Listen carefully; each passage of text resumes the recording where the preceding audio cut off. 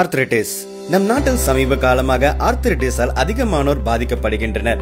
குறிப்பாக முதியவர்கள் மற்றும் உடற்பயிற்சி செய்யும் வழக்கமில்லாதவர்கள் ஆகியோர் பெருமளவில் இவ்வகை மூட்டு எரிச்சலின் தாக்கத்திற்கு ஆளாகின்றனர். ஆர்த்ரைட்டிஸ் ஏற்பட 2 காரணிகள் உள்ளன. ஒன்று நாம் மாற்றக்கூடியவை, மற்றொன்று மாற்ற இயலாதது. நம் கைகளுக்கு அப்பாற்பட்டுள்ள காரணியை முதலில் பார்க்கலாம்.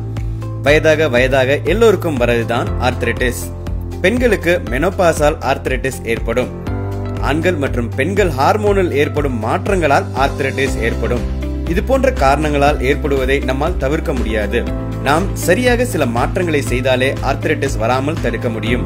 உடல் பருமன், அதாவது 1 கிலோ எடை கூடினாலே நம் மூட்டிற்கு 4 மடங்கு அழுத்தம் அதிகரிக்கும்.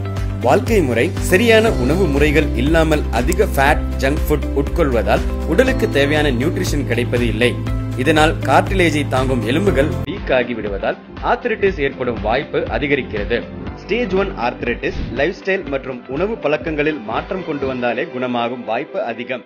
குறிப்பாக தினமும் நடைப்பயிற்சி மேற்கொள்ள வேண்டும். அது கடினமாக இருக்குமெனில் ஒரு அரை மணி நேரம் சைக்கிள் ஓட்டுவது அல்லது நீச்சல் அடிப்பது மிகவும் சிறந்த எக்ஸசைஸ். ஏனென்றால் உட்கார்ந்த நிலையில் மூட்டிற்கு உடல் எடையை தாங்கும் அவசியம் இல்லாமல் போகிறது. மூட்டு பிரச்சனையை சரி செய்வதில் நீச்சல் முக்கிய பங்கு வகிக்கிறது.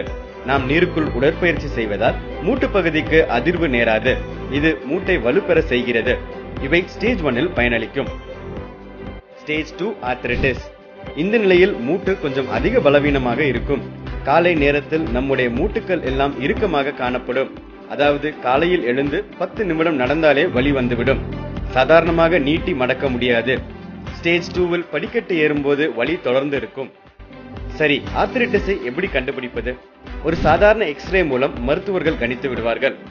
Joint vitamin பரிந்துரைப்பார்கள்.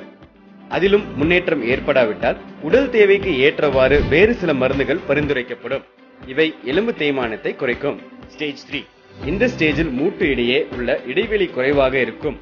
கொஞ்சம் தூரம் நடந்து சென்றாலே வலி ஏற்படும். முட்டியை மடக்க முடியாது மற்றும் வீக்கம் இருக்கும். இந்த நிலையில் மருந்து மட்டும் இல்லாமல் மூட்டு இன்ஜெக்ஷன், இதில் ஆர்டிபிஷியல் ஃப்ளூயிட்ஸை செலுத்துவது அல்லது அவர்களுடைய ரத்தத்தை சுத்தகரித்து ஸ்டெம் செல் இன்ஜெக்ஷன் செய்வார்கள். ஸ்டேஜ் 4 ஆர்த்ரைட்டிஸில் கால்கள் நேராக இல்லாமல் வளைந்து காணப்படும்.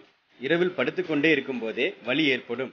மூட்டுக்கள் சிவியராக டேமேஜ் ஆகியிருக்கும். இந்த நிலையில் மருந்துகள், ஊசிகளுடன் பிரேசஸும் பரிந்துரைக்கப்படும்.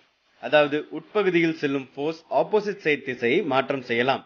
அதையும் தாண்டி வலி தொடர்ந்து ஏற்பட்டால் இந்த நிலையில் அறுவை சிகிச்சை செய்ய வேண்டிய தேவை உண்டாகும்.